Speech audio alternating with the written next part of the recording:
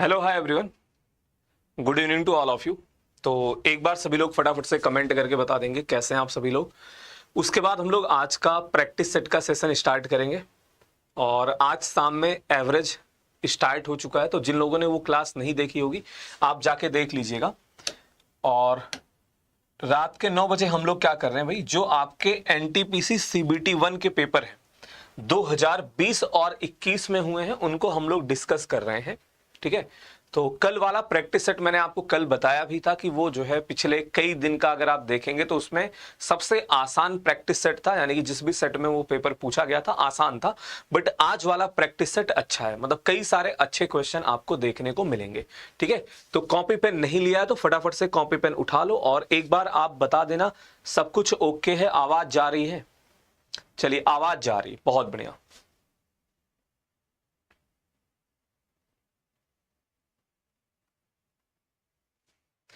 Question में क्या बोला गया है, किसी विद्यालय में लड़कों और लड़कियों की संख्या का अनुपात 5:7 था। सत्र के दौरान 8 और लड़कों का दाखिला हो गया, उसके बाद लड़कियों और लड़कों की संख्या का नया अनुपात 1:1 हो गया। लड़कों और लड़कियों की संख्या के बीच अंतर कितना था। ठीक है, दोनों के बीच में आपसे डिफरेंस पूछा जा रहा है, यानी कि अंतर कितना था ये आपसे पूछा जा रहा है। तो कैलकुलेट करिए और बताइए आपके प्रश्न का सही जवाब क्या होगा। फटाफट सॉल्व करके बताएं।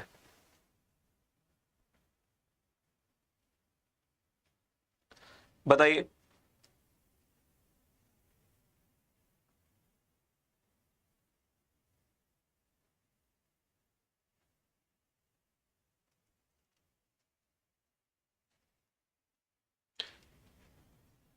अब मतलब पहला सवाल बनाने में काफी समय लगे भाई, पहले ही आप कॉपी पेन के साथ तैयार रहा करो। ठीक है, क्लास वैसे ही 2-3 मिनट लेट है, उसमें भी आप लोग सेट होने में समय ले लेते हैं। इतना टाइम थोड़े ना लगता है सेट होने में, भाई कॉपी पेन लेकर बैठो। तो यहां पे क्या बोला गया है भाई, लड़के और लड़कियों का अनुपात 5:7 था और बाद में ये अनुपात 1:1 हो गया। कब? जब लड़कों को ऐड किया गया, यानी कि 8 और लड़के आ गए हैं। अनुपात बराबर होने का मतलब क्या भाई, लड़कियों की संख्या में कोई बदलाव नहीं होगा, लड़कों की संख्या लड़कियों के बराबर हो चुकी है। अब कोई ये नहीं बोलेगा सर 1:1 दिया गया है, आपने 7:7 लिखा। अनुपात तो 1:1 ही है ना। तो अगर लड़कियां 7 थी वो अभी भी 7 है। लड़के कितने से बढ़ गए भाई, लड़कों की संख्या जो है वो 2 यूनिट से बढ़ गई। 2 की वैल्यू आपके प्रश्न में कितनी दी गई है, बोला गया 8 और लड़के यहां पे ऐड किए गए, यानी कि डाटा आपका 4 गुना दिया गया है। कितने गुना दिया गया है? 4 गुना दिया गया है। तो आपसे पूछा जा रहा है इनके बीच अंतर कितना था भाई, डिफरेंस कितना है 2 यूनिट का।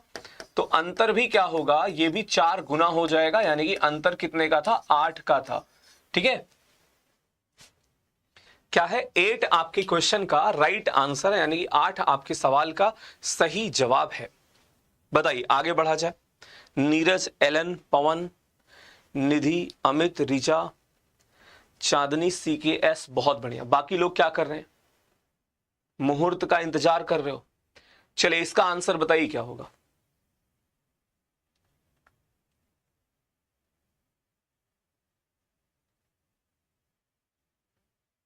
कैलकुलेट करें और बताएं आपके प्रश्न का सही जवाब क्या होगा।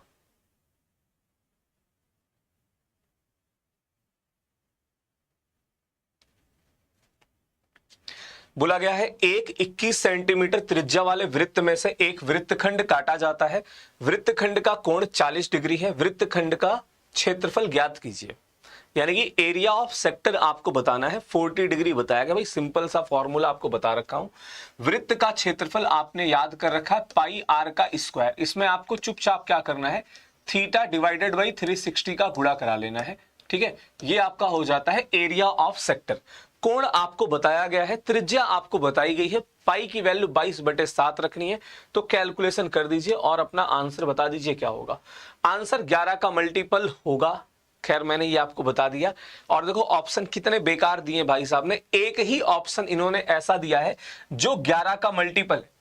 मैंने आपको क्या बता रखा है, 2D और 3D में जहां पे भी फॉर्मूले में पाई आ रहा है आपका आंसर 11 का मल्टीपल होगा। ठीक है, बशर्ते पाई की वैल्यू 3.14 ना दी हो। अब यहां पे एक ही ऑप्शन दिया गया है तो आपका यही आंसर है। बाकी सॉल्व भी कर लेते हैं। तो जब आप वैल्यू पुट कराते ये आपका हो जाता 40/360 और पाई की वैल्यू 22/7। त्रिज्या आपको बताई गई है 21 सेंटीमीटर यानी कि 21 इंटू 21 हो जाएगा। ठीक है, इससे डिवाइड करोगे ये आपका 9 बार। ठीक है, 7 से डिवाइड करोगे 3, 3 से डिवाइड करोगे आपका ये 3 और इस 3 से डिवाइड करेंगे ये आपका 7। तो 22 गुणे 7 कितना हो जाएगा? 154 वर्ग सेंटीमीटर आपके सवाल का सही जवाब हो जाएगा। क्लियर है? बाकी बाई ऑप्शन ये क्वेश्चन बन जाता, बाई मेथड कैसे सॉल्व होता ये हमने आपको बता दिया। चलिए इसका आंसर बताइए क्या होगा, कैलकुलेट करें और बताएं आपके प्रश्न का सही जवाब क्या होगा। फटाफट सॉल्व करके बताइए और क्लास में आने के साथ आप सेशन को लाइक शेयर और अगर बाय डिफॉल्ट कोई नया है तो चैनल को सब्सक्राइब कर लें भाई। टॉपिक वाइज आपकी शाम के 6 बजे और प्रैक्टिस सेट वाली क्लास आपकी रात के 9 बजे होती है। बताइए, दो पुरुष एक स्थान से एक ही दिशा में क्रमशः 5 किलोमीटर और 5.5 किलोमीटर प्रति घंटे से चल रहे हैं, तो सापेक्ष गति कितनी होगी बताओ। दिशा अगर समान है तो सापेक्ष गति घटेगी, यानी कि रिलेटिव स्पीड यहां पे कितना हो जाएगा। सापेक्ष गति की बात करी जाए तो 5.5 में से आप क्या करोगे, 5 घटाओगे और ये आपका आ जाएगा 0.5। ठीक है, अब इनको 8.5 किलोमीटर की दूरी तय करनी है, चाल कितनी है 0.5, तो इसका डबल हो जाएगा, यानी कि समय कितना लग जाएगा इन्हें, बताइए समय इन्हें कितना लग जाएगा। ये सब कुछ सही है, 8.5 किलोमीटर और 0.5 ये आपका यहां पे आ जाएगा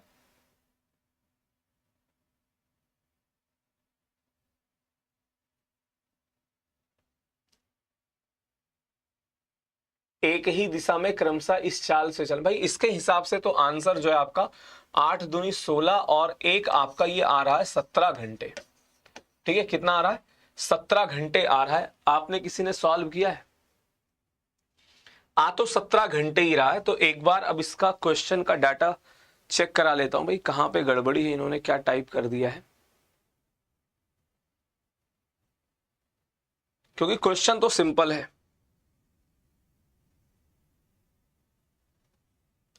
और वैसे भी आज मैं जब फाइल देख रहा था तो इन्होंने काफी सारी गलतियां कर रखी हैं इसमें। ठीक है, इन्होंने ऑप्शन ही गलत टाइप किया है। ऑप्शन नंबर डी क्या है? 17 घंटे। देखो लोग ईमानदारी के साथ अपना काम करना नहीं चाहते हैं। ठीक है, वैसे ही हमारे टाइपिस्ट महोदय हैं, इन्हें समझाना पड़ेगा। ठीक है, 17 घंटे यहां पे आपका सही जवाब हो जाएगा। चलिए इसका आंसर बताइए क्या होगा। मतलब इसमें देखो जो एक नजर में मुझे गलती दिखी थी वो मैंने सुधारी है कई जगह। जैसे जो आपने पहला सवाल वहां पे किया, वहां पे जो कई जगह पे उन्होंने लड़कों को टाइप ही नहीं किया था। ठीक है, वहां पे स्पेस दे दिया था, खाली स्थान भरो। इसका आंसर बताइए क्या होगा। अतुल कुमार जी सॉल्व करिए और बताइए आपका आंसर क्या होगा। देखिए अगर आप क्लास में लेट हैं तो आओ पहले 2-4 सवाल बना लिया करो। ठीक है भाई, गुड इवनिंग करने के लिए शुरुआत में आप आए, ऐसे क्लास के बीच में फिर तो सबसे गुड इवनिंग ही होती रहेगी, कोई ना कोई आता रहेगा।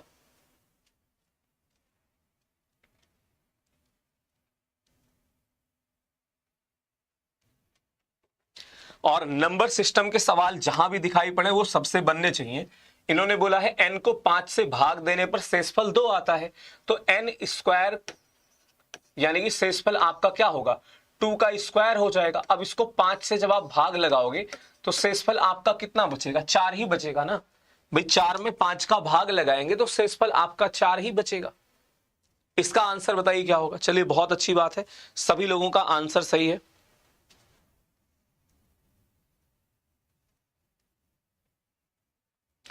One by two divided by 1/2 into 1/2 into 1/2 plus का 1/2 डिवाइडेड बाई 1/4 इंटू 3/4। और बताइए इसका सही जवाब क्या होगा, कैलकुलेट करके बताएं।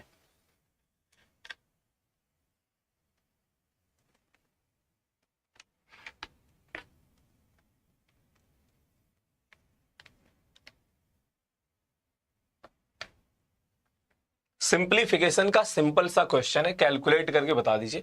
सबसे पहले देखो आप ब्रैकेट को सॉल्व कर लो, तो ब्रैकेट को सॉल्व करेंगे आपका कितना आ जाएगा 1/2 डिवाइडेड बाई 1/2 गुणे 1/2 यानी कि आपका आएगा 1/4। ठीक है, यहाँ पे गुणे 1/2 है और उसके बाद आपका प्लस का 1/2 है और यहाँ पे डिवाइड का चिन्ह ब्रैकेट के अंदर क्या हो जाएगा, जब आप उसको गुणा कराओगे तो वो आपका आ जाएगा 3/16। अब ध्यान से सुनना, 1/2 में 1/4 का भाग लगाओगे ये आपका 2 हो जाएगा। मैं लिख रहा हूं ताकि सबको समझ में आए, वरना डायरेक्ट इसको 1 भी लिख सकता था।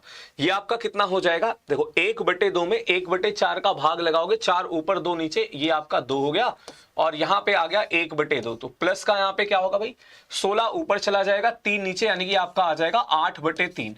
ठीक है, तो 1 प्लस का 8/3 सिंपल सा आपका भिन्न का जोड़ था यहां पे, तो ये आपका आ जाएगा 11/3।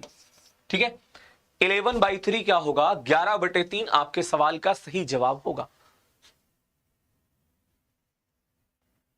और देखो आप बात को समझिए, कई लोग पता जल्दबाजी में उन्हें क्या लगता है, जैसे यहां पे वो मतलब गलत कर देंगे। ठीक है, अगर आपने यहां पे भाग के पहले गुणा लगाया, जैसे किसी ने गुणा करा दिया तो 1/8 आएगा, फिर जो है आप सॉल्व करोगे तो आपका आंसर हो सकता है इसका 4 आ जाए, इसकी वैल्यू, किसी का 4 आया था इसका मान। भाई अगर आप बॉड मास का कंसेप्ट फॉलो नहीं करोगे, किसी ने सोचो पहले गुणा करा दिया तो ये 1/8 हो जाएगा।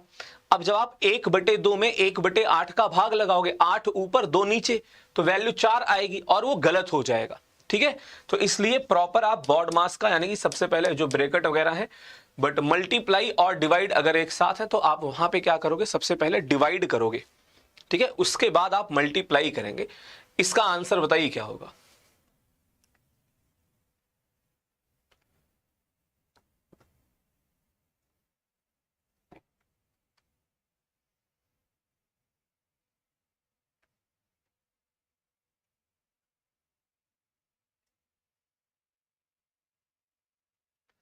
कैलकुलेट करके बताएं। किसी वस्तु के विक्रय मूल्य में 50 रुपए की कमी कर देने पर 5% का लाभ होता है। बाकी सवाल पढ़िए और आंसर बताइए। देखो किसी भी कारण से अगर आपका आंसर गलत हुआ है, उसको गलत ही मान के चलो। अगर मैं 25 सवाल करा रहा हूं, आपने किसी भी रीजन से गलत किया, 6 गलत हुए, 7 गलत हुए, उतना गलत है। आप पता क्या, आप कहते हैं अरे छोटी सी गलती थी। भाई साहब पेपर में भी छोटी सी गलतियां होती हैं। अब आप मुझे बताओ, मैं कैसे मान लूं आप पेपर में गड़बड़ी नहीं करोगे। यहां पे तो आराम से घर में बैठे हो, पेपर में आपको जल्दी रहती है, एक तरफ से पूरी क्लास का आंसर 500 आ रहा है, भेड़ चाल क्यों चल रहे हो? भेड़ हो नहीं ना, तो कम से कम कुछ तो मतलब कुछ लोगों को तो विचार करना चाहिए था। भाई सारे के सारे लोग क्वेश्चन गलत पढ़ रहे हैं, या फिर आप लास्ट में पढ़ नहीं रहे हो। आपसे क्या पूछा गया है? क्या आपसे यहां पे क्रय मूल्य पूछा गया है? बताओ, नहीं पूछा गया है ना, तो मेरे भाई क्यों 500 बता रहे हो? ऐसे एग्जाम में गलती होती, मैं आपको यही समझाता हूं। देखो आपकी आदत है क्रय मूल्य बताना है, अनुपात पूछा जाएगा तो ए अनुपात बी बताना है, भले बी अनुपात ए पूछ ले। लड़के और लड़की की संख्या का अनुपात बताओगे, कभी लड़की और लड़के का पूछ लेता तो वहां पे गलती कर देते हो। अब आप जो है मतलब उसको चेंज करोगे। अब कुछ लोग 550 बता रहे, भैया 550 भी गलत है, अब बताओ। अब यहां पे आप केबीसी खेल रहे हैं। केबीसी तो मतलब कौन बनेगा करोड़पति, जैसा यहां पे कुछ है नहीं। कौन सही आंसर देगा, आप क्या खेल रहे हैं? कौन सा विकल्प सही होगा, कौन सा ऑप्शन सही होगा, केओएस खेल रहे। आओ अब रहने दो, अब मैं नहीं मानूंगा कुछ भी। बोर्ड पे आ जाओ। आपने देखो कैलकुलेशन बिल्कुल सही करी कि 5% का प्रॉफिट था और ये कन्वर्ट हो गया 5% के लॉस में। बिल्कुल सही बताया भैया, 10% की कमी हुई और 10% की वैल्यू भाई साहब ने 50 दे रखी थी और 100% की वैल्यू कितनी हो गई? 500 रुपए आ गया। अब क्वेश्चन पढ़ के आपको यह पता चलेगा क्या बोला गया है। कमी कर देने पर 5% का लाभ, मतलब पहले उसको 5% का प्रॉफिट होता था, तो सेलिंग प्राइस कितना हो जाएगा? 500 प्लस का 25। ये 25 कहां से आया? इसका 5%। तो आपका राइट आंसर क्या था? 525। तो क्वेश्चन पढ़ के आपको पता चल रहा है यही तो हुआ, बोला गया है कमी कर देने पर 5% का लाभ 5% की हानि में बदल जाता है। मतलब उसको पहले 5% का प्रॉफिट हो रहा था।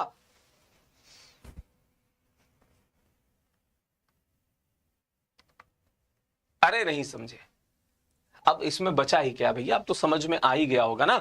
इतने आंसर गलत करने के बाद भी नहीं समझोगे, फिर तो कोपचे में लेके चलना पड़ेगा। क्या कोई ऐसा है जिसको समझ में ना आया हो? आइए इसका आंसर बताइए क्या होगा, कैलकुलेट करें और बताएं इसका आंसर क्या होगा, फटाफट सॉल्व करके बताइए।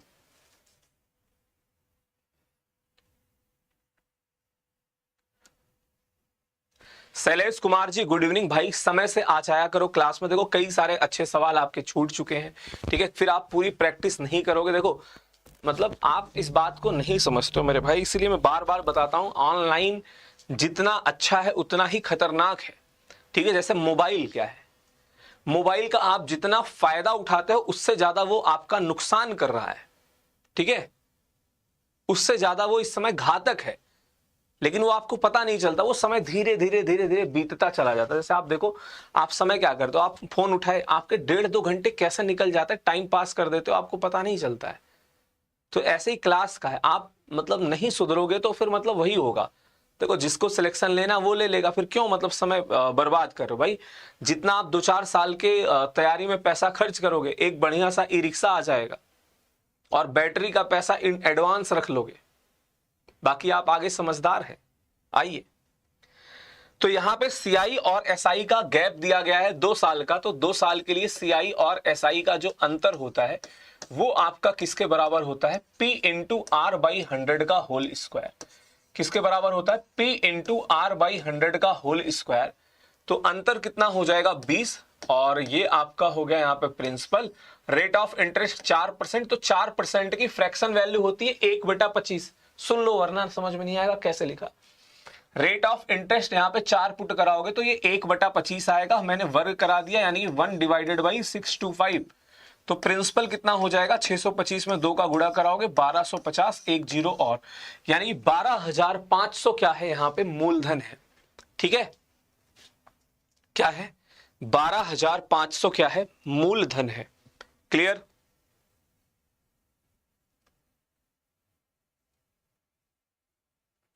हाँ बिल्कुल, सक्सेसिव से क्यों नहीं होगा भाई, सक्सेसिव से आपको करना है ऐसे कर लो। 25 से आप क्या करोगे, 26 हो रहा है, फिर 25 से 26 हो रहा है, 4%, ठीक है। अब इनका आप अंतर कैलकुलेट करोगे, 625 की वैल्यू कैलकुलेट करोगे, ठीक है, ऐसे करोगे, बताओ मुझे। ऐसे नहीं होगा, ठीक है। अगर आपको सक्सेसिव से करना है तो आपको क्या करना पड़ेगा भाई, किसी को अगर और जानना है तो आप ये देखो कि आपको कितना ब्याज ज्यादा मिल रहा है भाई। 4%, 4%, 4 का 4% यानी कि 0.16% ज्यादा मिल रहा है, और ये 0.16% की वैल्यू है, ठीक है। तो वो बहुत आसान नहीं होगा, ठीक है। तो आप ये मेथड फॉलो करिए, क्योंकि क्वेश्चन बहुत बार पूछे जाते हैं, तो मतलब आपके लिए थोड़ा सा आसान रहेगा। बहुत ही अच्छा सवाल है, मतलब अभी तक आपने जितने सेट किए हैं उसमें टाइम स्पीड एंड डिस्टेंस का सबसे अच्छा क्वेश्चन ये रहा। इस पर्टिकुलर, मैं ये नहीं कहूंगा सबसे अच्छा सवाल तो नहीं है, बट हाँ टाइम स्पीड एंड डिस्टेंस का इससे अच्छा क्वेश्चन अभी तक हमने जो है एनटीपीसी के प्रीवियस ईयर पेपर जो हम लोगों ने सॉल्व किए हैं उसमें नहीं किए हो आप, तो सॉल्व करिए। अब इसका मतलब ये नहीं कि बहुत कठिन हो गया, ठीक है। बोले सर डरा दी, अब क्या ही बनाए हैं, आप कोशिश करो, क्या पता आप बना ले जाओ। मैं पढ़ देता हूं सवाल को। देवेश हर दिन अपने घर से सुबह 7 बजे निकलता है और सुबह 8:30 बजे ऑफिस पहुंचता है। एक दिन वह अपने घर से सुबह 7 बजे निकला, जो कि डेली निकलता है, लेकिन उसने दूरी का 5वां हिस्सा अपने सामान्य गति के 5/6 पर पूरा किया और बाकी दूरी को अपने सामान्य गति के 6/5 पर पूरा किया। उस दिन देवेश को लगभग कितने बजे ऑफिस पहुंचा? उस दिन देवेश लगभग कितने बजे ऑफिस पहुंचा, बताइए।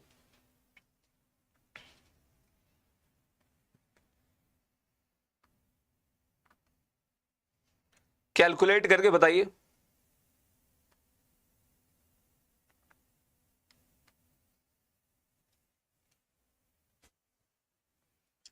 इसका आंसर बताएं क्या होगा।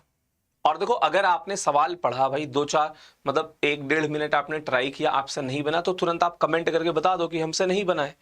ठीक है, ऐसा नहीं कि सवाल बस आप देखते रह जाओ।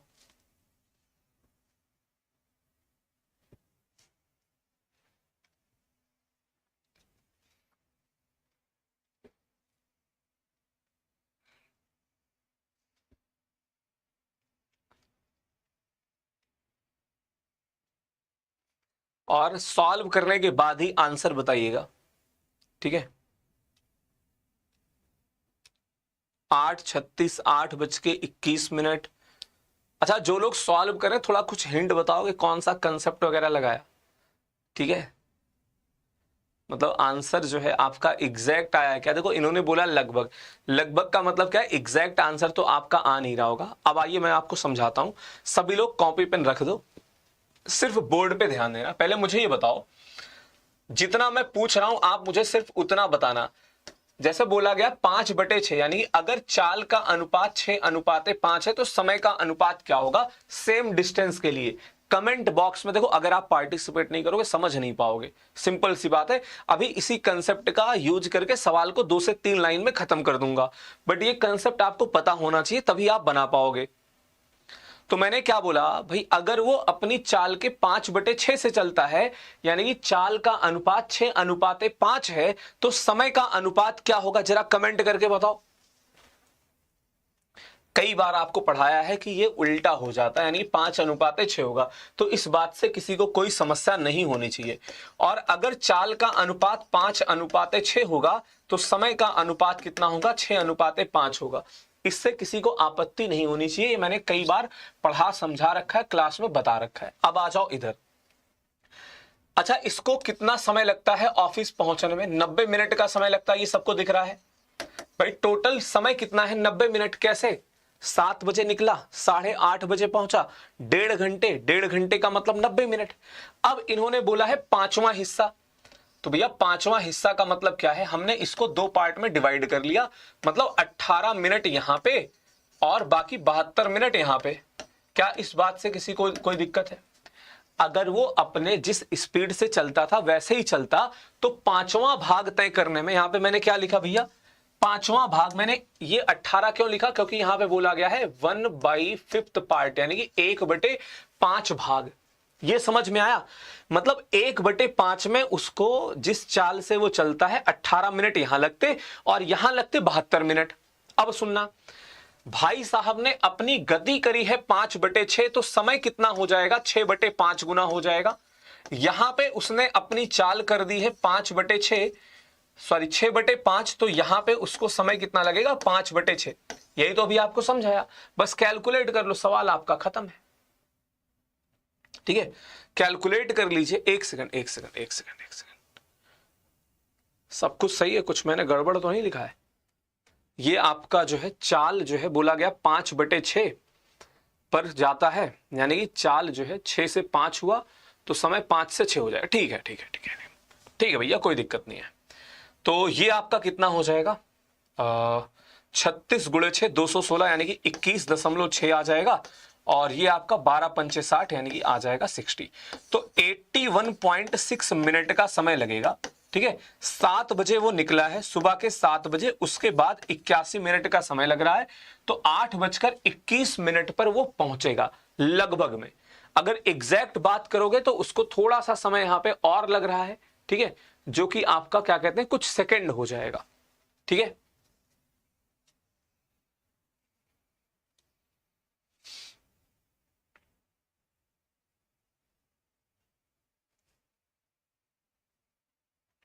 इसीलिए देखो एग्जामिनर ने इसीलिए पहले ही यहां पे आपसे पूछा था लगभग कितना समय लगेगा। उन्होंने लगभग क्यों दिया है, क्योंकि यहां पे ये वैल्यू जो है दशमलव में आ रही है।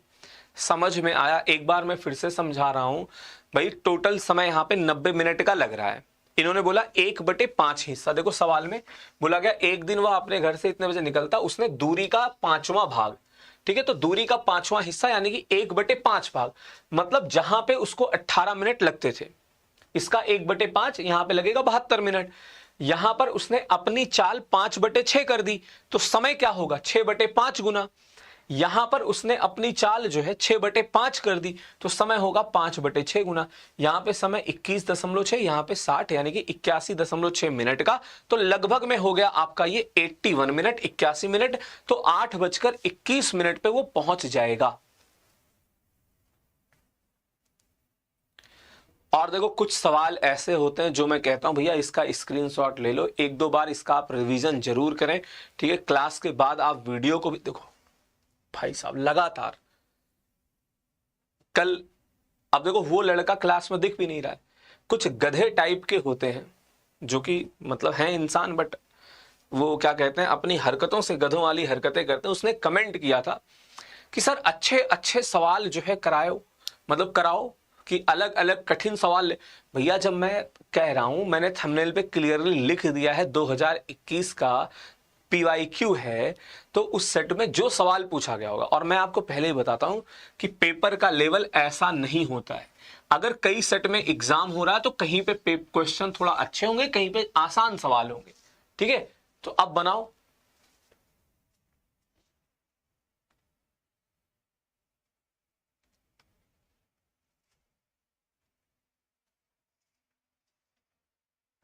बताइए इसका आंसर क्या होगा। तो कुछ ज्ञानी होते हैं जो ज्ञान देने में जो है अग्रसर रहते हैं, बाकी पढ़ाई लिखाई से उनका कोई लेना देना है नहीं। यहां पे क्या बोला गया है, एक वृत्त त्रिभुज ABC की भुजा, मैं डायग्राम बना के आपको बता दूंगा कि भुजा BC को बिंदु P पर स्पर्श करता है, ठीक है। भुजा AB और AC को क्रमशः बिंदु Q और R पर वृत्त से स्पर्श कराने के लिए बढ़ाया जाता है।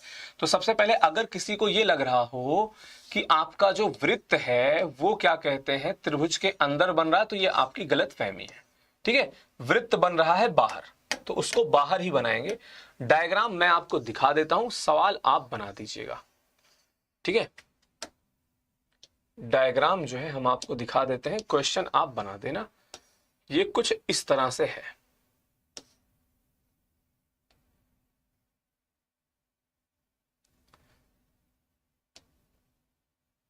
चलो ऐसा है, ठीक है।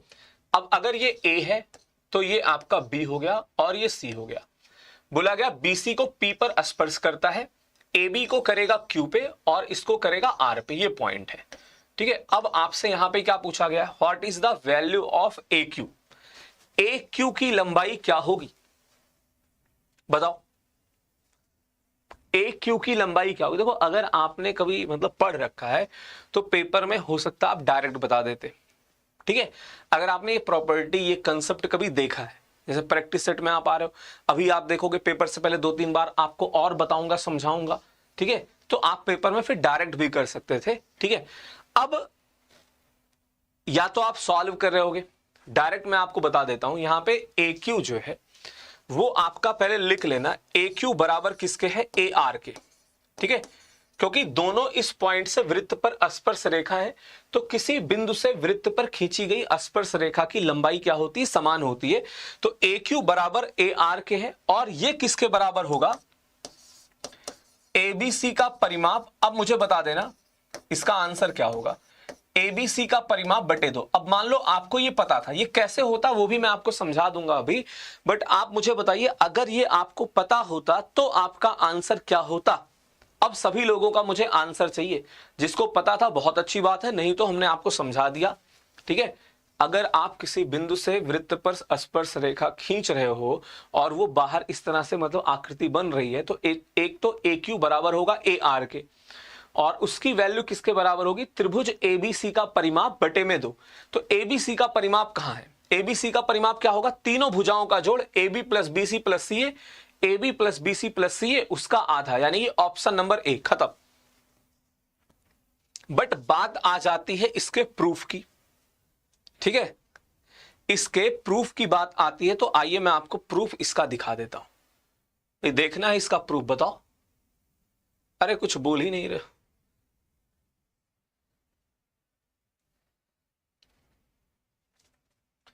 ठीक है, तो इसका प्रूफ मैं आपको दिखा देता हूं, ये मतलब ऐसा क्यों है, ठीक है, किस तरह से होगा ये आइए समझ लेते हैं। तो त्रिभुज का परिमाप क्या होगा भाई, AB plus BC plus CA, ठीक है, प्लीज बोर्ड पे ध्यान देना, बहुत ज्यादा समय आपका नहीं लेंगे। ठीक है भाई, ए बी बी सी को मैं क्या कर रहा हूं, बीपी, और अगर नहीं देखोगे तो समझ में नहीं आएगा। आप बात देखो, समझते हो नहीं, फिर अभी कहोगे सर समझ में नहीं आया। हमने क्या बोला, ये त्रिभुज का परिमाप हो गया, ये बराबर किसके होगा, मैं इसको ब्रेक करा रहा हूं, ए बी प्लस का, देखो बीसी आपका क्या होगा, बीपी प्लस का पीसी, और बीपी बराबर हो जाएगा बी क्यू के, तो यहां पे हमने लिख दिया बी क्यू। ठीक है, इसी तरह से बीसी में से ये हिस्सा पीसी बराबर होगा सीआर के, तो हमने लिख दिया सीआर प्लस का सी ए, इसके बराबर लिख दिया। अब ये आपका ए क्यू के बराबर है, ये ए आर के बराबर है, यानी कि ये बराबर हो जाएगा 2 ए क्यू के। लो प्रूफ हो गया। ए क्यू की वैल्यू क्या हो जाएगी, 1/2 into A B plus B C plus C A. आपको ये एक दो बार देखना पड़ेगा, हमने एक दो स्टेप यहाँ पे और मतलब थोड़ा सा और डिटेल में नहीं लिखा है, वो सब बातें हमने आपको बताई है। जैसे आप ब्रेक कराओगे इसको दो पार्ट में, तो बीपी बराबर है बी क्यू के, यहाँ पे पीसी बराबर है सी आर के।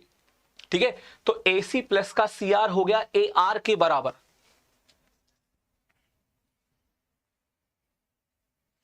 तो ये इसका प्रूफ है जो हमने आपको डायरेक्ट बताया।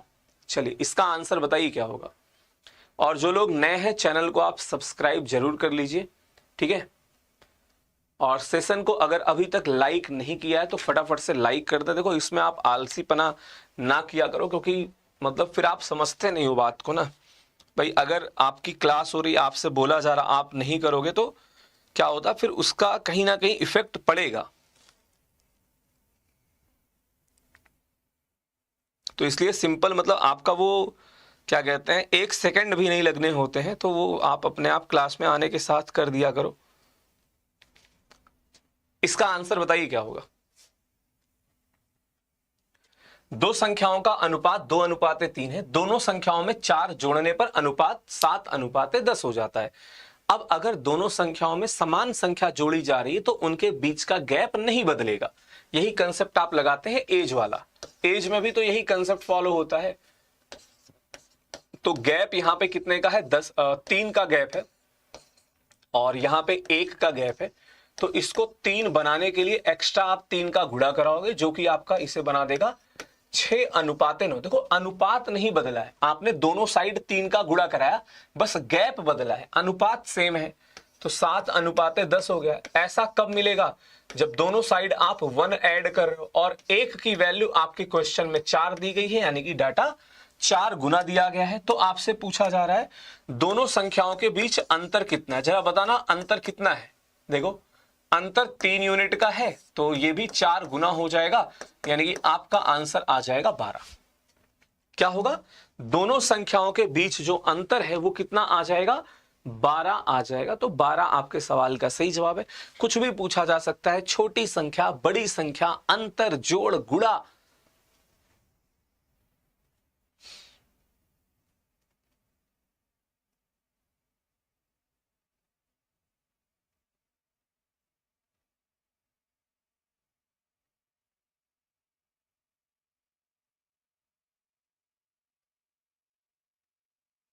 अच्छा, इसको एक मेथड से हम लोग और सॉल्व करते हैं, वो भी आपको बता देता हूं, क्रॉस प्रोडक्ट मेथड। ठीक है, अगर आपको, बट देखो मेन ये है ना कि आप किस मेथड से प्रैक्टिस कर रहे हैं। अब ये वाला तरीका आप एज में भी यूज करते हो, आयु वाले प्रश्नों में, तो आपके लिए थोड़ा सा मतलब कॉमन है, आसान ही रहता है। बाकी ऐसे कर सकते हो, दोनों अनुपात आपने लिख लिया। ठीक है, क्या किया गया, बोथ साइड आपने 4 ऐड किया, तो चिन्ह से कोई मतलब है नहीं। ठीक है, तिरछा गुणा करा लो। तो 20 और 21 में से आपने 20 घटाया, यानी 1 यूनिट की वैल्यू कितनी आने वाली है, 28 और 40। तो 40 में से 28 घटाओगे, यानी कि आपका हो गया 12। ठीक है, तो 1 यूनिट की वैल्यू 12 होगी। डिफरेंस कितना है, अंतर 1 यूनिट है, तो वो 1 ना होके क्या होगा, मतलब 12 गुना हो जाएगा। तो 1 गुणे 12, यानी 12 आपका सही जवाब। तो आप ऐसे भी सवाल को बना सकते हो, बट मेन क्या है, मैंने बताया, आपने देखा, तो जरूरी नहीं आप सवाल बना लोगे। कल को बोला जाएगा 5 जोड़ा जाता है, 3 घटाया जाता है, तो वहां पे चिन्ह का यूज भी आएगा। ठीक है, तो इसीलिए है क्या, मतलब जब तक आप पूरा पढ़ते नहीं है या फिर हर टाइप के प्रश्न करते नहीं हो, तो चीजें फिर मतलब पेपर में गलती होने के चांसेस रहते हैं। इसका आंसर बताइए क्या होगा।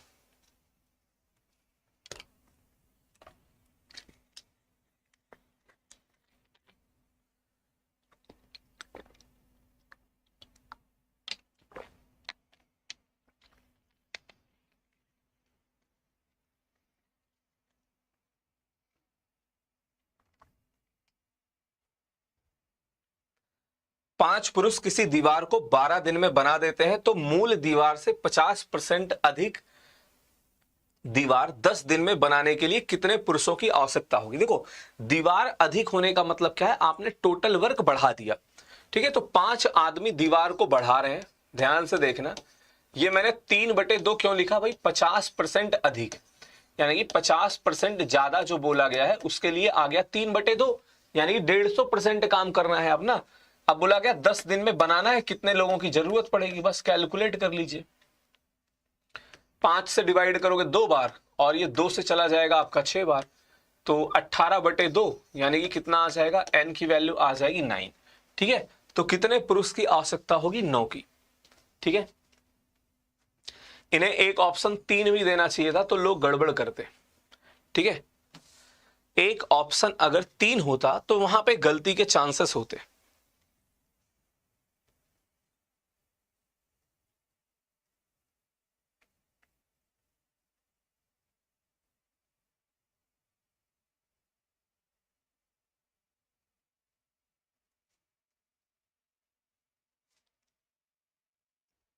इसका आंसर बताइए क्या होगा, कैलकुलेट करिए और बताइए आपके सवाल का सही जवाब क्या होगा, फटाफट सॉल्व करके बताएं।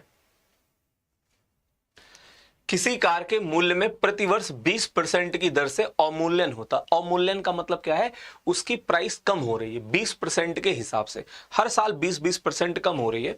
तो पूछा जा रहा 2 साल बाद कार का मूल्य, मतलब बताया गया है आपको 4,80,000 हो जाएगा, तो कार का वास्तविक मूल्य क्या था।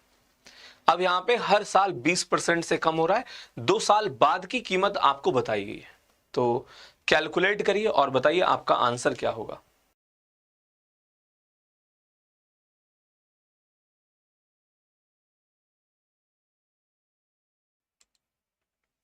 तो यहां पे सिंपल आप क्या करेंगे, हम मान लेंगे कार का इस समय का मूल्य जो है वो x रुपए है, तो 20% की फ्रैक्शन वैल्यू क्या होती है, 1/5। अब यहीं पे देखना कैसे, कमी का मतलब क्या है भाई, 5 पे 1 से कमी हो गई, यानी कि ये 4/5 हो गया पहले साल में, फिर अगले साल भी 4/5 गुना हो गया, और इसके बाद कीमत आपको बताई गई है 4,80,000 हो जाता है। कितना हो जाता है, 4,80,000 इसकी कीमत हो जाती है।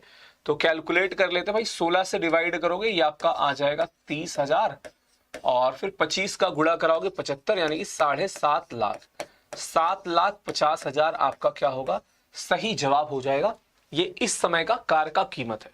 2 साल बाद कीमत कितनी हो जाएगी, 48,000, मतलब 4,80,000। आपसे इसी प्रश्न में 1 साल पहले या फिर 4 साल बाद की भी कीमत पूछी जा सकती है।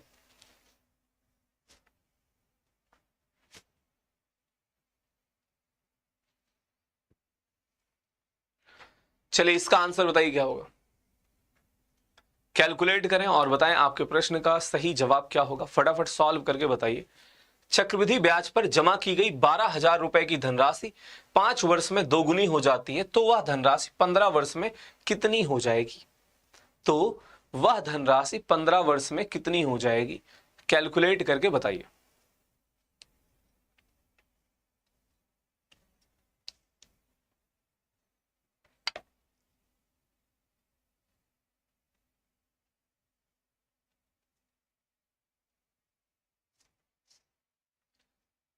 ये क्वेश्चन आपका कंपाउंड इंटरेस्ट का है भाई, शुरुआत में ही बोल दिया गया है चक्रवृद्धि ब्याज पर पैसा आपका बदल रहा है। ठीक है, तो चक्रवृद्धि ब्याज में क्या होता है बताइए, आपका पैसा हर साल 8% से बढ़ता चला जाता है। ठीक है, हर साल आपको बराबर ब्याज नहीं मिलता है, हर साल का रेट ऑफ इंटरेस्ट तो बराबर होता है बट बराबर ब्याज नहीं मिलता है। ठीक है, आपका पैसा 8% से बढ़ता चला जाता है। अब कुछ लोग यहाँ पे 1,08,000 बता रहे हैं, भाई सिंपल है, 5 साल में पैसा आपका 2 गुना हुआ है। ठीक, अब 15 साल में क्या होगा, 15 ईयर, यहाँ पे 3 हुआ, अब कई लोग 6 गुना करा देंगे, हालांकि 6 गुना यहाँ पे दिया नहीं गया है वरना वो आंसर बता देते। तो 2 की घात 1 है, यानी कि 2 की घात 3 हो जाएगा। ठीक है, समय का गुणा जो है वो गुना की घात में जाता है, तो 2 की घात 3 का मतलब 8 गुना हो जाएगा। तो 12,000 गुणे 8 यानी कि आपका ये कितना हो जाएगा, 96,000, 96,000 रुपए। ठीक है, तो आपका पैसा क्या होगा, 96,000 यानी कि 96,000 हो जाएगा। ठीक है, एक बार फिर से समझा रहा हूं, ऑप्शन नंबर सी क्या है, गलत है आपका। और सब लोग सी क्यों बता रहे हो? ये 1,08,000 कैसे बता रहे हो मेरे भाई? हैं, क्या करके मानोगे? ये सी कैसे आ रहा है सबका? नकलचियों, सिंपल सा है, 5 साल में 2 गुना यानी कि 2 की घात 1, समय अगर आप 3 गुना करो घात 3 गुना हो जाएगी, यानी कि 2 की घात 3 का मतलब क्या होता है, 8 गुना हो जाएगा। ठीक है, 8 गुना हो जाएगा, बढ़ेगा नहीं 8 गुना से, 8 गुना होके तो ये आपका 96,000 हो जाएगा। अब जानबूझ के कंफ्यूज हो रहे, option number C, option number C, ले जाओ सी।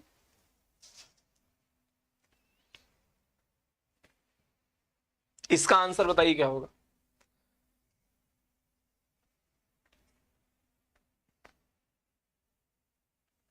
हाँ, अब देखो, जो लोग झूठ मूठ का अब ये सब बता रहे हैं ना, मैंने 3 पढ़ लिया था। अगर 5 साल में पैसा आपका 3 गुना होता तो 15 साल में पैसा आपका 27 गुना होता, आंसर तब भी ये नहीं आता। ठीक है, तो झूठ मत बोलो। ठीक है, झूठ बोले सवाल गलत हुए, इसलिए झूठ मत बोला करो। इसका आंसर बताइए क्या होगा?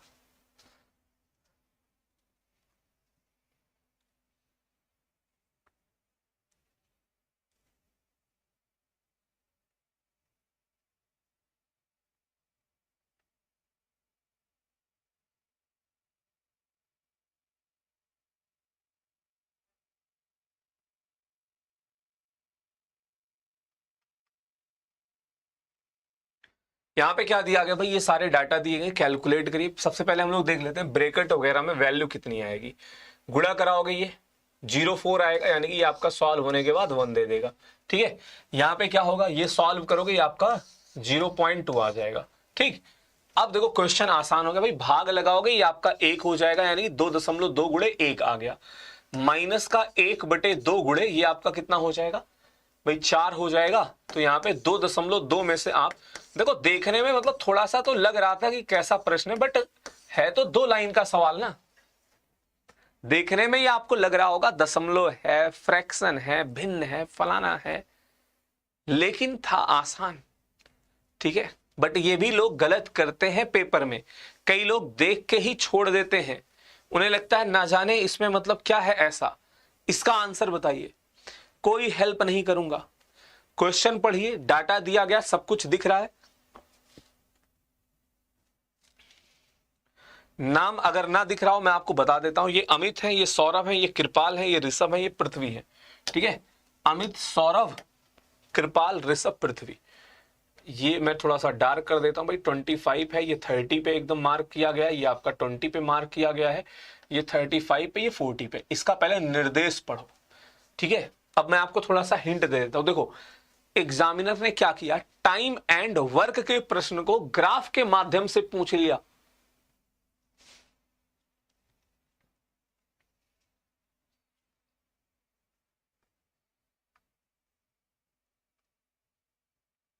और चलो, डाटा अगर किसी को ना दिख रहा हो भाई साहब, मैं बता देता हूं। सौरभ और कृपाल की बात करिए। सौरभ का डाटा लिख देता हूं, ये 30 पे मार्क किया गया है और कृपाल का 20 पे मार्क किया गया। क्वेश्चन में बिल्कुल दम नहीं है। ठीक है, हलवा प्रश्न है, बट लेकिन ये डरा देगा पेपर में, ये डरा देगा, इतना तो तय है। यहां पे अंक वगैरह दिख नहीं रहे, बोले क्या किया जाए इसमें। देखो, सिंपल बोला गया है, नीचे दिए गए ग्राफ में, बगल में दिए गए ग्राफ में किसी कार्य को पूरा करने हेतु 5 लड़के द्वारा व्यक्तिगत तौर पर लिए गए दिनों की संख्या दर्शाई गई है। यदि सौरभ और कृपाल एक साथ मिलकर कार्य करते हैं तो वे उसे कितने दिन में पूरा कर लेंगे? अब एक का डाटा है 30 दिन, एक का डाटा है 20 दिन, तो 30 और 20 का आप जब एलसीएम लोगे, आपको पता है ये आएगा 60। एक करेगा काम 2 यूनिट, दूसरा करेगा काम 3 यूनिट, तो समय कितना लग जाएगा, टाइम कितना लगेगा, 60 डिवाइडेड बाई 5 यानी कि 60/5, यानी कि आपका आंसर कितना हो जाएगा, 12। ठीक है, तो क्या होगा, 12 आपके सवाल का सही जवाब था। सिंपल सा ही प्रश्न था ये। इसका आंसर बताइए क्या होगा? कैलकुलेट करें और बताएं आपके प्रश्न का सही जवाब क्या होगा।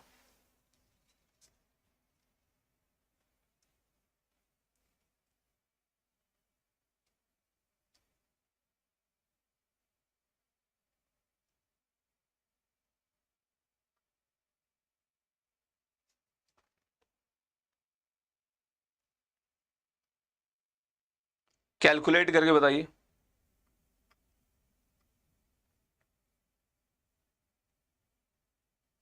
अब तुम कृपाल को 15 समझ लो या फिर 150, तो क्या कर सकते हैं भाई, मैंने सब कुछ लिख दिया था, फिर भी आप जो है, तो यहां पे क्या हो जाएगा, बराबर 0 दिया गया, यानी कि √3 tan 2 थीटा, ये आपका बराबर हो जाएगा किसके, 3 के हो जाएगा।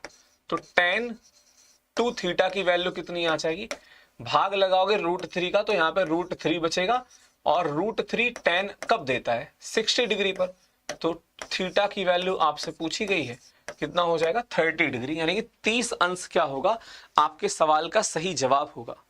ठीक है, 60 भी बता रहे हैं लोग, बताइए इतनी जल्दबाजी क्यों है, पेपर में भी ये सब गलतियां होंगी। ठीक है, तो 60 डिग्री तो आया, बट वो थीटा की वैल्यू नहीं है, वो 2 थीटा की वैल्यू है, तो थीटा आपका हो जाएगा 30 डिग्री। अशोक, अनु, रूबी, युक्ति, माही, निहाल, प्रिया, राणा, रूबी, त्रिदेव, बहुत बढ़िया, इसका आंसर सभी लोग बताइए। और जिन लोगों ने सेशन को लाइक नहीं किया है, फटाफट से आप सेशन को लाइक कर दें, चैनल पे नए हैं तो चैनल को सब्सक्राइब कर लें, और रेगुलर आप क्लास अटेंड करो। 10-15 दिन में देखो आप, मतलब आपको कॉन्फिडेंस आना स्टार्ट हो जाएगा, और साथ के साथ आपको ये भी पता चलेगा आप कहाँ पे गड़बड़ी कर रहे हो, कहाँ पे आप गलती कर रहे हैं। ठीक है, अगर ये सब आप काम नहीं करोगे, सुधार नहीं करोगे, उस पर विचार नहीं करोगे, तो ऐसे ही सिलसिला चलता रहेगा भाई। लोग 5-5, 10-10 साल पढ़ते रहते हैं, वो ऐसे ही चलता रहेगा। ठीक है, जब तक आप अपने कमियों को सुधारोगे नहीं, फिर कोई बदलाव नहीं होगा। आपको लगेगा आपको आ रहा है, लेकिन पेपर में क्या होगा, सारी हवा, मतलब सारी जो हवा है वो निकल जाएगी। हवाबाजी जो करते हैं ना, कि मेरा तो सब कुछ तैयार है। आंसर बताइए इसका क्या होगा। ये देखो, मुझे थोड़ा सा इंटरेस्टिंग प्रश्न लगा, क्योंकि मतलब हम लोग आमतौर पे जब क्वेश्चन करते हैं, इस तरह के डाटा मतलब नहीं दिए जाते हैं। कई बार स्टूडेंट मतलब ऐसा पढ़ने के बाद वो पेपर में कंफ्यूज हो सकता है, उसको ये लगेगा कि मास्टर ने तो कराया था यहाँ परसेंटेज, यहाँ अंक, यहाँ परसेंटेज, यहाँ अंक, और वो कंफ्यूज कि अब सवाल में बनाऊं तो बनाऊं कैसे। तो भैया सिंपल यहां पे क्या था, आप समझो, बोला गया 65% नंबर लाया, लेकिन आहर्ता से, आहर्ता का मतलब पासिंग मार्क्स, क्वालिफाइंग मार्क्स से वो 20 अंक कम है, यानी कि अगर इसको 20 नंबर में और दिला देता हूं तो ये क्वालिफाई कर जाएगा। अब बोला गया वो 80% अंक पाया, जो कि 5% ज्यादा है आहर्ता से, मतलब क्वालिफाई करने के लिए उसको 75% ही चाहिए था। तो सवाल तो आसान हो गया। तो 5% नहीं, 10% की वैल्यू यहां पे हो जाएगी आपकी 2 के बराबर, 10%, 10% की वैल्यू बराबर हो जाएगी 20 के बराबर, 1% आपका 2 के बराबर, तो 100%, यानी कि पूर्णांक कितना हो जाएगा, 200, 200 हो जाएगा। तो कुछ लोग तुक्का लगा रहे थे, ऑप्शन नंबर बी आपका गलत था, 500 जिन्होंने बताया अभी। ठीक है, ये कौन है भैया, शैलेश कुमार, 4 कैसे आ रहा तुम्हारा है।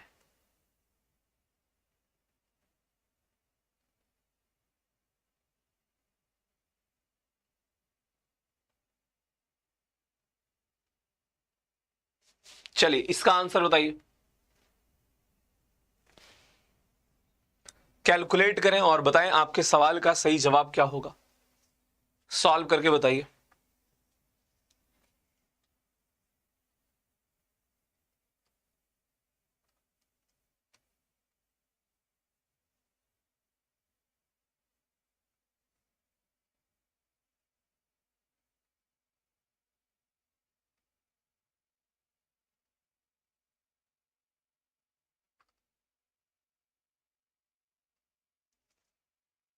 इन्होंने क्या बोला है, 3 अंकों की बड़ी से बड़ी सबसे बड़ी संख्या, और 3 अंकों की सबसे बड़ी संख्या क्या होती है, 999, अब बताओ इसमें क्या जोड़ा जाए पूर्ण वर्ग बन जाए? हम ऑप्शन से ही करेंगे भाई। आपको पता है 1000 आपका क्या है, पूर्ण वर्ग है?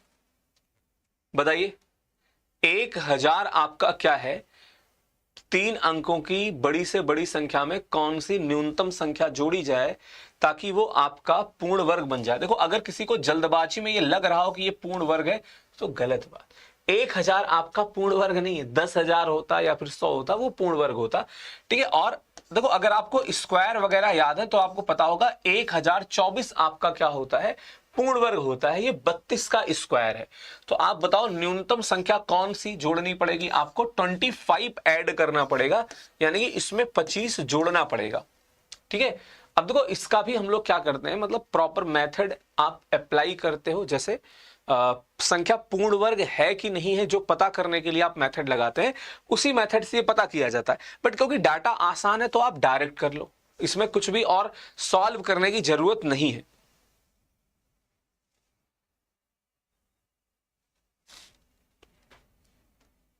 इसका आंसर बताइए, कैलकुलेट करिए और बताइए आपके सवाल का सही जवाब क्या होगा। फटाफट सॉल्व करके बताएं। 23 का वह न्यूनतम गुणज क्या होगा जिसे 18, 21 और 24 से भाग देने पर क्रमशः 7, 10 और 13 शेषफल बचता है? बताइए शेषफल क्या बचता है? 7, 10 और 13 बचता है। कैलकुलेट करके बताएं।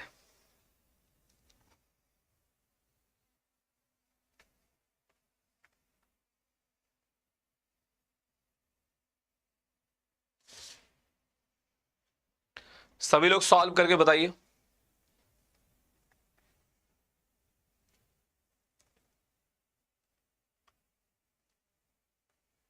अब देखो कल भी आपको एक ऐसा ही सवाल कराया था, वो भी पेपर में आया था, बट उसका थोड़ा सा कैलकुलेशन आसान था, ठीक है। याद आया? शेषफल समान आ रहा था। मैंने क्या बोला था, इस टाइप का जहां भी आपको प्रश्न मिलेगा ना, उनका अंत मतलब जो शेषफल है अंतर जो है वो बराबर आ रहा होगा। शेषफल नहीं, अंतर बराबर आ रहा होगा। जैसे 18 से भाग लगाते हो, 21 से भाग लगाते हो, 24 से भाग लगाते हो, शेषफल यहां पे आपको मिला 7, यहां पे मिला आपको 10 और यहां पे मिला 13। आप ध्यान से देखें तो हर जगह इनका डिफरेंस कितना आया? 11, यानी कि अंतर इनका कितना आ रहा है? 11। तो क्वेश्चन आपका सॉल्व कैसे होगा भी? आपको एलसीएम कैलकुलेट करना है 18, 21 और 24 का, क्योंकि इनसे डिवाइड किया जा रहा है। तो 18 और 24 का एलसीएम तो हो जाएगा 72। ध्यान से समझना, 18 और 24 का हमने डायरेक्ट देखा 72 होगा। 3 से डिवाइड है, 7 की कमी है, मतलब आपने 7 का गुणा करा लिया। तो ये आपका कितना हो जाएगा? 490 प्लस का 14 यानी कि 504। तो इसका मतलब संख्या क्या होगी भाई? संख्या होगी 504 का कोई भी मल्टीपल आप ले लो और उसमें से 11 घटा दो। अब कुछ लोग कहेंगे सर 11 अगर हम जोड़ दें तो? भैया आपको थोड़ा सा सोचना पड़ेगा। अगर आप यहां पे 11 जोड़ देते हो, प्लस 11 कोई करता है, ये तो डिवाइड हो जाएगा, तो शेषफल 11 बचने लग जाएगा। और आपको शेषफल अलग अलग चाहिए, यानी कि हमें 11 की कमी महसूस हो। तो जब 11 की कमी महसूस होगी, मतलब रिमाइंडर आपका -11 आ रहा है। सोचो 18 का भाग लगाया, नंबर सिस्टम में पढ़ा है, -11 आया, मतलब शेषफल 7। 21 का भाग -11 शेषफल आया 10। 24 का भाग -11 शेषफल 13। समझ गए? तो इसलिए आप माइनस करते हो। अब यहां तक तो क्वेश्चन ठीक था, बट इसके बाद ऑप्शन आपकी पूरी तरह से सहायता करने के लिए तैयार बैठा था पेपर में। भाई सीधा आपको दिखाई पड़ रहा है 6 गुना हमें कराना है, तो n की वैल्यू जैसे ही आपने यहां पे 6 रख दी, ठीक है, तो ये आपका हो जाएगा 3024 और इसमें से आप 11 घटा दोगे तो 3013 क्या होगा? आपके सवाल का सही जवाब हो जाएगा। क्या होगा? 3013 आपके सवाल का सही जवाब था। थोड़ा सा क्वेश्चन और कैलकुलेटिव हो सकता था। अब देखो ऑप्शन की वजह से आपको इसका यूज नहीं करना पड़ा, मतलब ये हमें पता, अब तो 23 से इसको डिवाइड होना ही पड़ेगा, वरना फिर आपको 23 से डिवाइड करा के चेक कराना पड़ता। तो क्वेश्चन अच्छा बनते बनते रह गया।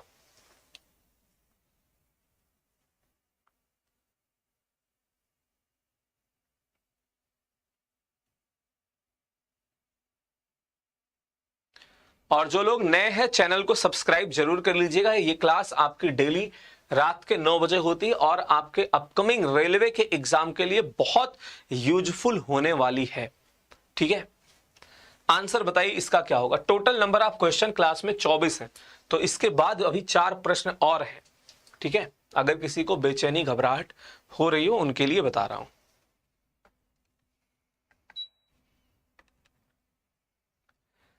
x अनुपाते y 3:4 है, यानी कि x और y का अनुपात बताया गया 3:4। तो ऐसे केस में आप क्या करते हो, सीधा x का मान 3, y का मान 4, ठीक है। x का मान 3 और y का मान आप 4 पुट करा दीजिए, तो वैल्यू कितनी दी गई 4x, यानी कि हो जाएगा 4 3 12, और 3y यानी कि 3 गुणे 4 12, ठीक है। फिर दिया गया 4y यानी 4 × 4 16 हो गया, माइनस का 4x यानी कि 12 हो गया। तो ये आपका कितना आ जाएगा 24, और बटे में आपका 4 हो जाएगा, यानी कि आपका आ जाएगा 6:1। तो 6:1 क्या होगा आपके सवाल का सही जवाब हो जाएगा। 6:1 क्या है आपके प्रश्न का सही जवाब है, ठीक है।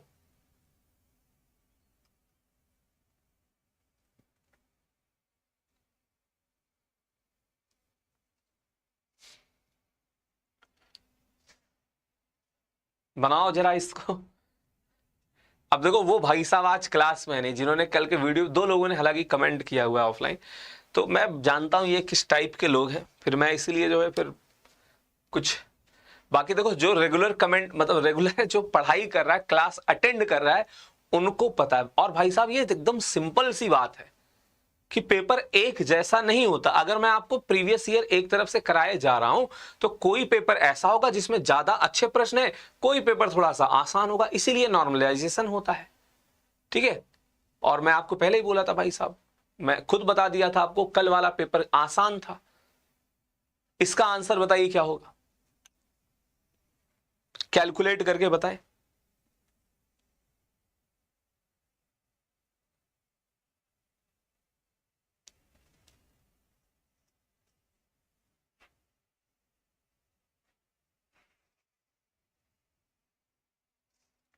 हाँ, नहीं बनेगा तो समझने के लिए तैयार हो। चलो थोड़ा सा हिंट भी आपको दे देता हूं। इन्होंने बोला है यदि समीकरण का एक मूल 5/2 है, अगर ये इसका मूल है मतलब ये वैल्यू इसको सेटिस्फाई करेगी। सेटिस्फाई करने का मतलब क्या है, आप x का मान 5/2 रखोगे तो ये 0 के बराबर होगा, वहां से आपको m की वैल्यू मिलेगी, और m की वैल्यू के बाद आपको पूरा प्रॉपर एक इक्वेशन यानी कि समीकरण मिल जाएगा, जिसकी सहायता से आप दूसरा मूल पता कर लोगे, ठीक है। या फिर आप एक कंसेप्ट ये भी लगा सकते हो, मूलों का योगफल आपको पता चल जाएगा। खैर मूलों का योगफल अभी आपको दिख रहा है, ठीक है, तो मूलों का योगफल आपको पता चल जाएगा, उससे आपका काम बन जाएगा। बट अभी देखो योगफल नहीं दिख रहा, क्योंकि आपको ये नहीं पता ना m की वैल्यू अगर फ्रैक्शन में आएगी फिर मामला कुछ चेंज होगा। मतलब आप एक बार ट्राई करो, बाकी मैं आपको समझाऊंगा कैसे होगा क्या होगा, ठीक है। तो एक मूल जो है 5/2 है, यानी कि आप x का मान 5/2 पुट करा दोगे, तो हम लोग x का मान 5/2 इस समीकरण में पुट करा रहे हैं। एक बार कोशिश तो कर लो, 1-2 बार कुछ तो कम से कम कैलकुलेशन कर लो, वरना देखो मैं तो फिर बता ही दूंगा क्या होना है कैसे होना है, लेकिन उससे फिर कोई फायदा आपको नहीं पहुंचेगा।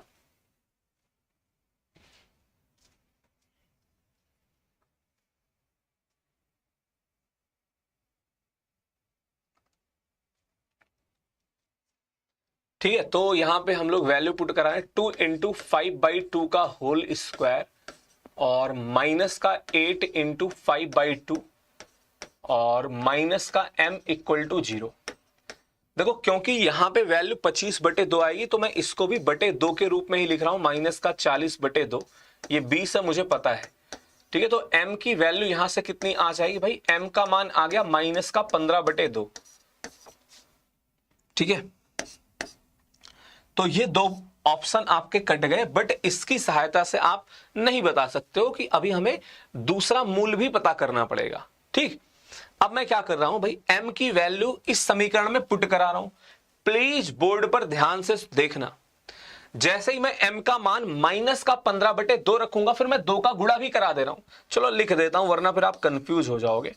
2x² माइनस का 8x, m की वैल्यू माइनस का 15/2 है, तो यहां पे वैल्यू प्लस का 15/2 बराबर 0 आ जाएगा। इसको सॉल्व करोगे तो 4x² माइनस का 16x प्लस का 15 इक्वल टू 0, ये आपका आ गया समीकरण। अब मुझे जरा आप ये बता दो मूलों का योग क्या होगा। मूलों का योग क्या होगा यहां पे, माइनस बी बाई ए, यानी मूलों का योग हो जाएगा 4। ये कैसे पता चला भैया, माइनस का बी बाई ए होता है, यानी 16/4 से ये आपका आ गया 4। और क्वाड्रेटिक इक्वेशन मेरे चैप्टर वाइज में पढ़ा हुआ है, 1.5 से 2 घंटे की वीडियो है और उसके बाहर कुछ बनता ही नहीं है। आप जाकर देखो उसको, तो कम से कम पढ़ लो। नंबर सिस्टम के साथ साथ जो है क्वाड्रेटिक इक्वेशन कंप्लीट पढ़ा हुआ है, आप उसको जाके पढ़ो, ये सब समझ में आएगा। तो अगर एक मूल आपका 4 है, दूसरा 5/2 है, तो 4 में से 5/2 घटा दोगे तो दूसरा मूल आ जाएगा 3/2, यानी ये ऑप्शन नंबर सी आपका क्या है, राइट आंसर हो जाएगा। ठीक है, हालांकि देखो मूलों का योग यहीं से पता चल रहा था, क्योंकि जो m में बटे में आएगा वो दोनों में गुणा होगा तो भाग होके फिर से बात वही हो जाएगी। ठीक है, तो मूलों का जोड़ आप यहीं से पता कर सकते थे, हमें ये लिखने की भी जरूरत नहीं थी। भाई मैं क्या कह रहा हूं, मूलों का योग आप वहीं से पता कर सकते थे, 8/2 यानी कि 4 आ जाता। बट ठीक है, मैंने आपको समीकरण क्या होगा ये भी बता दिया, समझा दिया। ठीक है, ये क्या हो गया, गायब ही हो गया आप।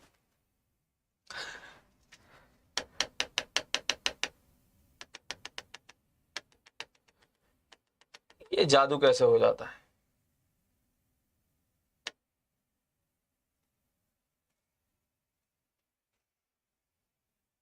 अच्छा, आ भी जाता है, चलिए अच्छा हुआ आ गया, कम से कम पीडीएफ में वो रहेगा। इसका आंसर बताइए क्या होगा, कैलकुलेट करें और बताएं आपके प्रश्न का सही जवाब क्या होगा।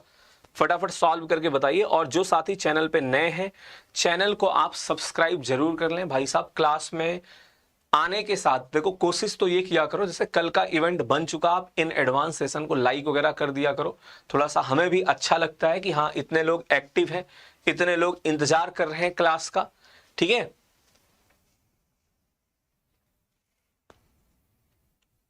हाँ अनु पांडे, वो सब करने की जरूरत नहीं, वो तो आप बहुत ज्यादा डिटेल में जा रहे हो। देखो 2 संख्या का अगर जोड़ पता है, एक संख्या उसमें से पता, एक मूल पता है, तो दूसरा आप घटा के निकाल लोगे। बाकी तो उसका फिर आप फैक्टर कराते, फिर 2 समीकरण बनाते, मतलब क्वाड्रेटिक इक्वेशन को सॉल्व करते। यदि 2 धनात्मक विषम पूर्णांकों के वर्गों का अंतर 56 है तो दोनों क्रमागत विषम पूर्णांक ज्ञात कीजिए। अब देखो इसका आंसर सिंपल क्या होगा, आंसर क्या होगा भाई, 56/2 मतलब 56/2, यानी कि संख्याओं का जोड़ आ गया 28। तो कौन सा ऐसा ऑप्शन है जहां पे जोड़ 28 आ रहा हो, बात खत्म। लेकिन बात आ जाती सर ऐसा क्यों हुआ, तो इसको आप समझ लीजिए। देखो m² माइनस n², ये आपका किसके बराबर होगा, m प्लस n और m माइनस का n। कोई दिक्कत।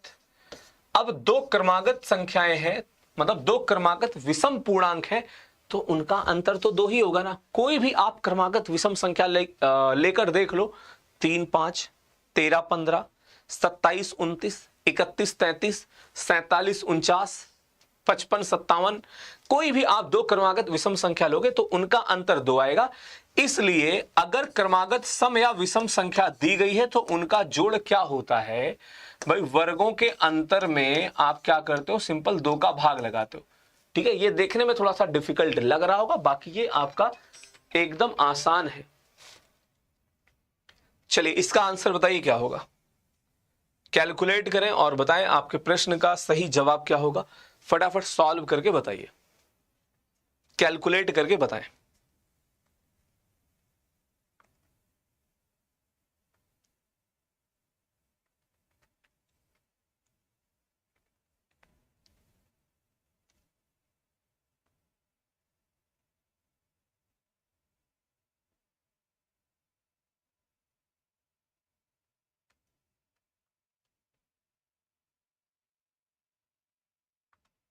सॉल्व करके बताइए।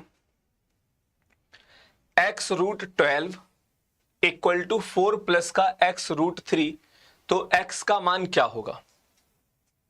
अब ये भी हो सकता है आपको थोड़ा बहुत परेशान कर दे, थोड़ा बहुत क्वेश्चन कंफ्यूज करे, बट अगर आप सॉल्व करोगे तो आसान है। देखो थोड़ा सा बस मतलब आगे बढ़ने की जरूरत है। जैसे सिंपल देखो, बहुत ही मुझे अचानक से याद आ गया, जैसे जब कोहरा पड़ा होता है, आप यहां पे खड़े हो, ध्यान से समझना, ये आप हो, ठीक, आप यहां खड़े हो, यहां पे फिर आपको कुछ दिखता नहीं है, ठीक है, आगे का रास्ता नहीं दिखता है, आप भाई साहब बढ़ गए आगे, ठीक। अब जैसे ही आप आगे बढ़ते हो, आगे का रास्ता, आप बढ़ रहे हो, आगे का रास्ता जो है क्लियर हो रहा है, आप जो है आगे बढ़ रहे हैं, रास्ता जो है, रास्ता क्यों मिट जा रहा है, आप आगे बढ़ते चले जाते हो और रास्ता जो है आपका वो दिखना स्टार्ट हो जाता, मतलब आप यहां पे जब खड़े होते हैं तो आपको और दूर तक दिखता है। तो कहने का मतलब क्या है, ऐसे बैठ के इसको दिन भर देखो, रात भर देखो, आंसर नहीं आएगा सवाल का, ठीक है। उसके लिए थोड़ा सा सॉल्व करना पड़ता है। जैसे √12 आपका क्या है भाई, 4 गुणे 3 है, यानी कि आपका आ जाएगा 2√3। तो 2√3 में से x घटाओगे, चलो एक बार लिख देता हूं वरना तो डायरेक्ट ही है ये, कुछ इसमें ऐसा है नहीं। 4 प्लस का x√3, ये इधर आया घट गया, तो ये आपका हो जाएगा √3x की वैल्यू आ गई 4, ठीक है। कुछ लोग 2√3 आंसर बता रहे हैं, पता नहीं कैसे बता रहे हैं। तो x का मान कितना हो जाएगा, 4/√3। x का मान कितना होगा, 4/√3। अरे ठीक हो, इसका आंसर बता दीजिए क्या होगा, कैलकुलेट करके बताएं। और प्लेलिस्ट देखो, जो लोग मतलब बीच में जुड़े हैं, ये आपका प्रैक्टिस सेट नंबर 18 है। प्रीवियस ईयर के 17 प्रैक्टिस सेट मैंने आपको और करा दिए हैं। अगर आप देखो नंबर आप क्वेश्चन काउंट करोगे, लगभग 500 से ज्यादा सवाल मैं करा चुका हूं, ठीक है। तो उसकी प्लेलिस्ट बनी हुई है, आप जाकर देखिए। चैप्टर वाइज का मैंने अलग से बनाया है, जिसमें नंबर सिस्टम और एक टॉपिक आपका क्वाड्रेटिक इक्वेशन, दोनों कंप्लीट है। आप जाकर पढ़ो, नोट्स बनाओ, कम से कम उसके सवाल आपसे गलत ना हो।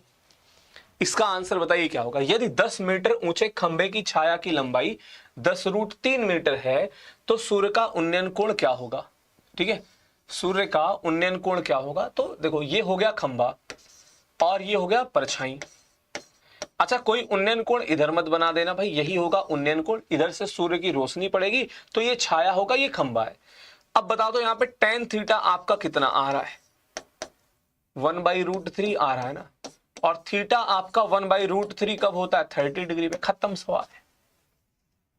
और हमें पता है 75 तो ऐसे ही नहीं होगा, ये सब किस लिए दिया गया है। 90 इनफाइनाइट होता है भाई, ये भी नहीं होगा, ठीक है। 1090 आपका इनफाइनाइट होता है, अनंत होता है।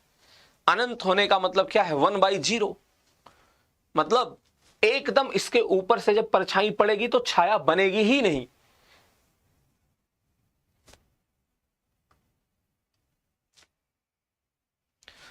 तो बाकी जो है इस सेशन को हम लोग यहीं पे समाप्त करेंगे। टेलीग्राम का लिंक जो है आपके डिस्क्रिप्शन में दिया गया है, या फिर आप टेलीग्राम पे सर्च कर सकते हो maths by Amit sir classes की पीडीएफ के लिए। बाकी जो है मैं एक बार अरेंज करके ये पीडीएफ सारी आपको दोबारा भी प्रोवाइड कराऊंगा, बट अभी आप पीडीएफ के लिए टेलीग्राम, वहां पे पीडीएफ अपलोड होती है, वहां से आप ये बोर्ड वाली पीडीएफ आपको मिल जाती है कंप्रेस करके, ताकि जो आपका ज्यादा एमबी भी ना खत्म हो।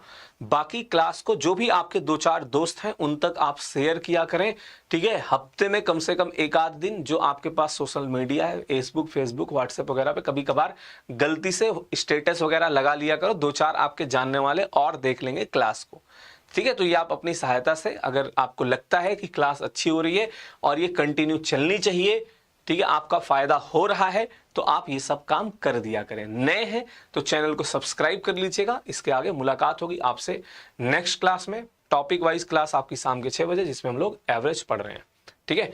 That's all for today. Thank you, धन्यवाद, bye bye, take care, good night.